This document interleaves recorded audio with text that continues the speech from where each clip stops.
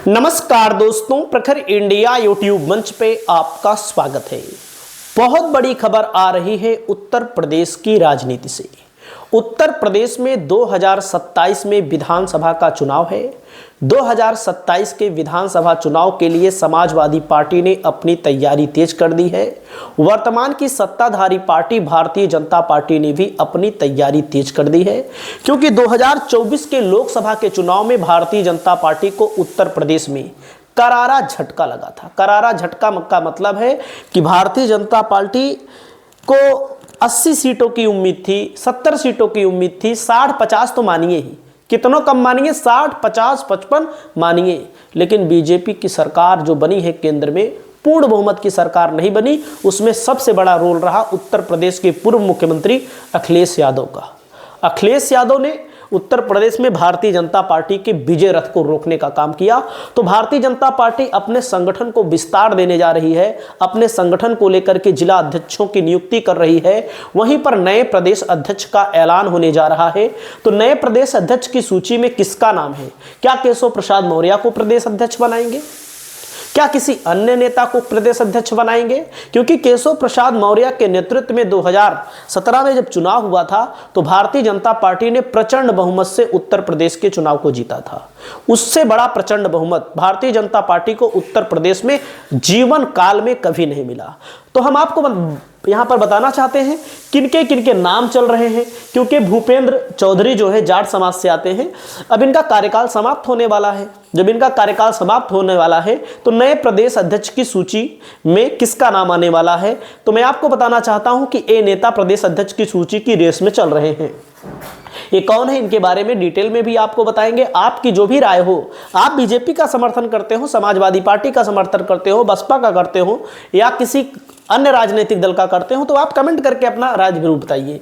अमरपाल मौर्य जी हैं, BL वर्मा जी हैं, प्रकाश पाल जी हैं, विनोद सोनकर जी, हरीश द्विवेदी, डॉक्टर दिनेश शर्मा जी हैं, विद्यासागर सोनकर हैं, बाबूराम निषाद।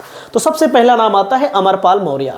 अमरपाल मौर्य कौन है मैं आपको बता दूं। ये ऊंचाहार विधानसभा सीट से चुनाव लड़े थे समाजवादी पार्टी के कैंडिडेट मनोज पांडे के खिलाफ। मनोज पांडे वर्तमान में सपा के विधायक भले हैं, लेकिन भारतीय जनता पार्टी के साथ ही हैं। तो वहां पर 5-6 हजार वोटों से हार गए थे। और इसके पहले महामंत्री भी हैं, भी प्रदेश के महामंत्री हैं, उमा भारती के PRO रहे हैं। और उसके अलावा मैं आपको बता दूं, भारतीय जनता पार्टी के कर्मठ नेता। कर्मठ नेता का मतलब है भारतीय जनता पार्टी ने इनको बहुत मौका दिया, सच्चाई है, राज्यसभा के सांसद हैं और अपने काम के प्रति ईमानदार हैं।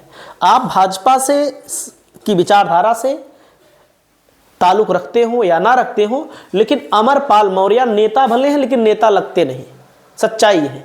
मतलब बहुत सीधे साधे स्वभाव के हैं और अपने काम के प्रति भारतीय जनता पार्टी में लगे हैं। तो इनका नाम आ रहा है, इनके नाम की यहाँ पर चर्चा हो रही है।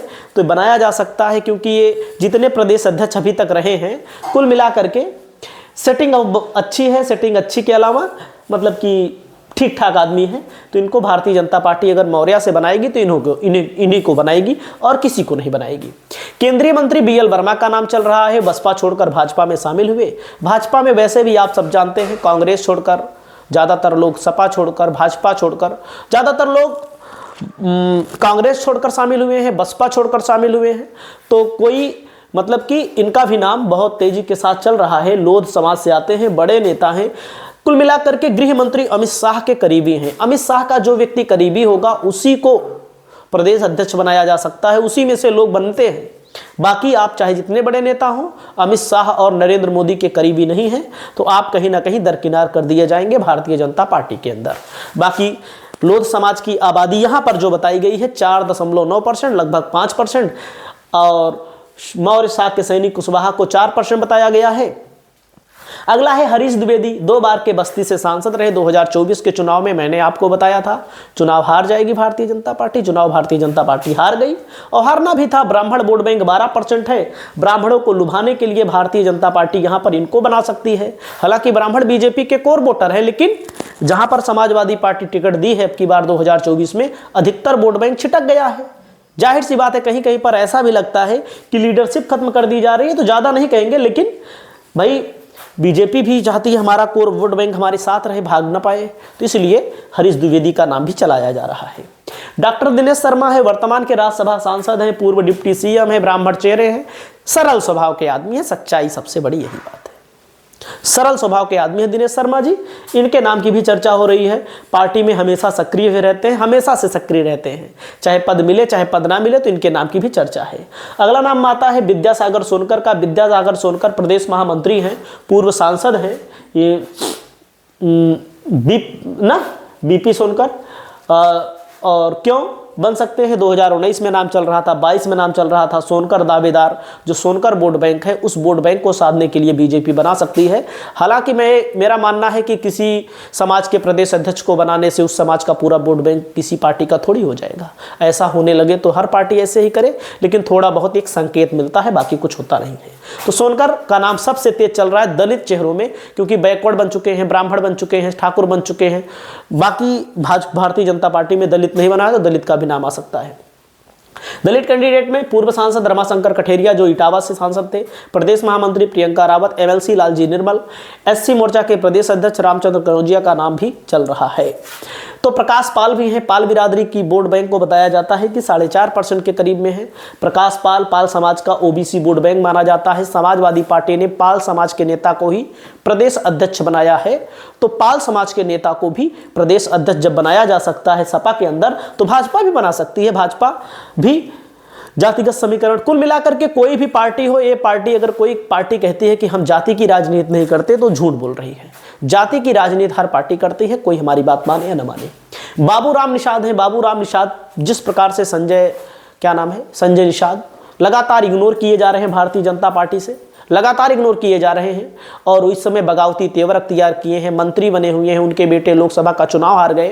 तो निषाद वोट बैंक को साधने के लिए भारतीय जनता पार्टी इनको बना सकती है, लेकिन निषाद वोट बैंक इस तरह से मानने वाला नहीं है, क्योंकि वो चाहता है कि हमको दलित में आरक्षण दिया जाए। क्योंकि निषाद को जो उसमें रखा गया है, बैकवर्ड में रखा गया है, तो वो चाहता है कि हमको दलित वाले में दिया जाए आरक्षण। और बीजेपी ने वादा भी किया था, और बीजेपी वादा करके मुकर रही है, और इसी वादे के भरोसे संजय निषाद भारतीय जनता पार्टी के साथ में हैं।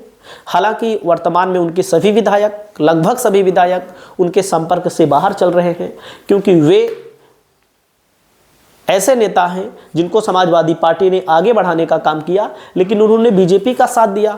और ऐसा भी आरोप लगता है उनके ऊपर कि पैसा लेकर टिकट देते हैं। कोई भी आदमी पैसा लेकर टिकट देगा तो आपको भाव नहीं देगा विधायक बनने के बाद, भले आप अपने पार्टी के राष्ट्रीय अध्यक्ष हो चाहे जो हो। आपकी क्या राय है, आप अपनी राय बताइए। किसे प्रदेश अध्यक्ष बनाना चाहिए? उत्तर प्रदेश में भारतीय जनता पार्टी की सरकार रहनी चाहिए कि ये जानी चाहिए? कमेंट करके जरूर बताइए। नमस्कार।